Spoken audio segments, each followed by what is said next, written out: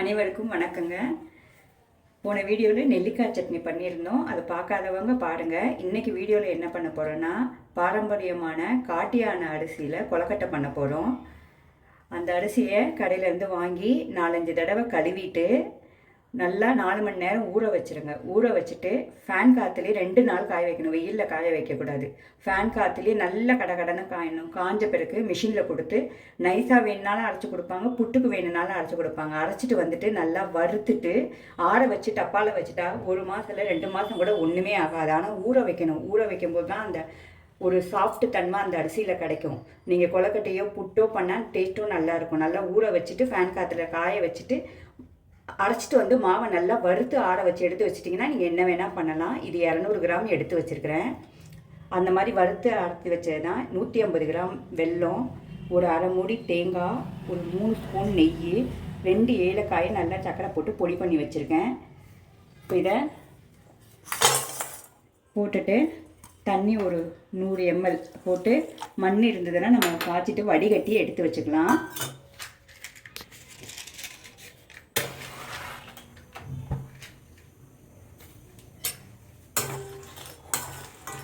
இது நல்லா கரையட்டும். கரையிற வடிகட்டிடலாம். 4லேருந்து 5 நிமிஷம் கொதிக்க விட்டுருக்குங்க. போதும், இறக்கி வடிகட்டிடலாம்.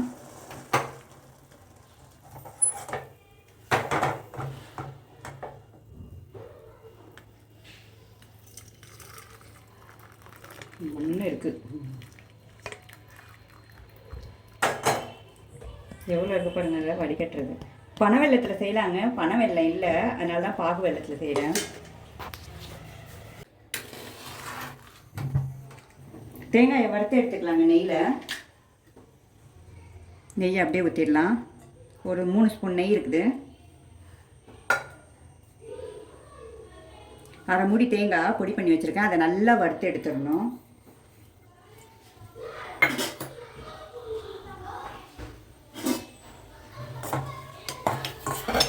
நல்லா பொன்னிறமாக ஆகிற வரைக்கும் வறுத்து எடுத்துருந்துங்க. எதுக்கு வறுக்க எடுக்குன்னா நம்ம வெளியிலேயே வச்சு கூட 2 நாளைக்கு சாப்பிட்லாம். இது அதனால டேஸ்ட்டும் நல்லாயிருக்கும். அதனால தான் வறுக்கிறது.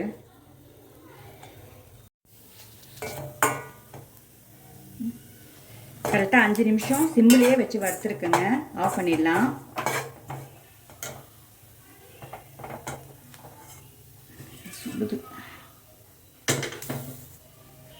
இதுலேயே இந்த மாவு போட்டுடலாம்.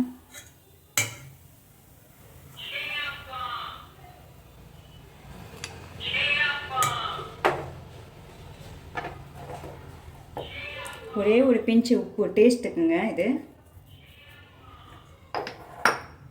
ஏலக்காய் பொடி போட்டுடலாம். நல்லா கிளறிட்டு வெள்ளைப்பாவை கொஞ்சம் கொஞ்சமாக ஊற்றி கொழுக்கட்டை மாதிரி பிடிச்சிட வேண்டியது தான்.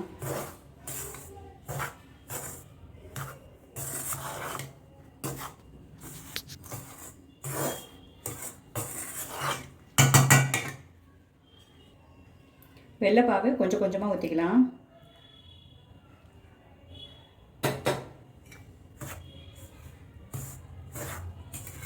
சூடாக இருக்குது, என்ன கை போட்டுடலாம்.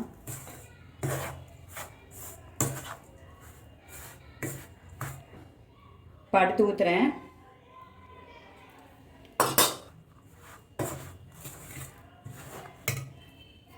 சுடு இதையும் ஊற்றிடுறேங்க. எல்லாம் சரியாக இருக்கும்.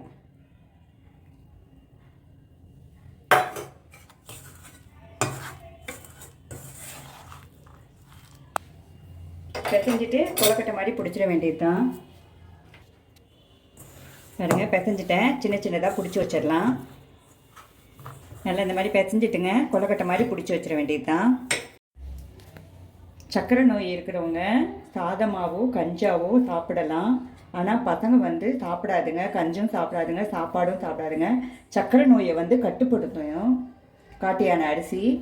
இதில் சத்துக்கள் நிறையா இருக்குது. என்னென்ன சத்துக்கள் இருக்குதுன்னு சொல்கிறேன். இரும்பு சத்து இருக்குது, கால்சியம் இருக்குது, நார் சத்து இருக்குது.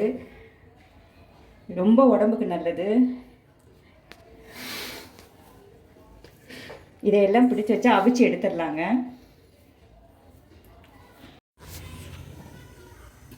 தண்ணி ஊற்றி இருக்கிறேங்க. ஆவியில் வேக வச்சிடலாம்.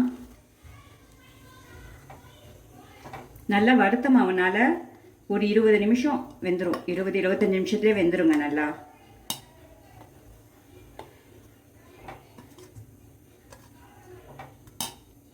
கொழுக்கட்டை அச்சு இருந்தாலும் பிடிச்சி வைக்கலாம். நான் சும்மா கையிலேயே பிடிச்சி வச்சுட்டேன்.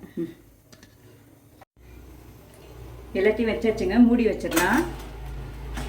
ஒரு 20 நிமிஷம் வேகட்டும், வெந்துடும்.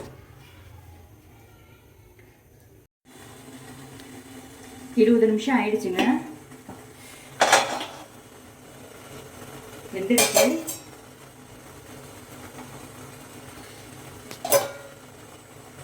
ஆஃப் பண்ணிடலாம்.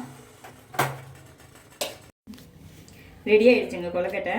இது வந்து 2 நாளாலும் வெளியில் வச்சாலே சாப்பிட்லாம். ஃப்ரிட்ஜில் வைக்க வேணாம், நல்லாயிருக்கும், கெடாது. ஏன்னா தேங்காயை வந்து நெய்யில் வறுத்து போட்டிருக்கோம்ல, பசங்களுக்கு கொடுக்கலாம். சின்ன பசங்களுக்கு நல்லா விரும்பி சாப்பிடுவாங்க.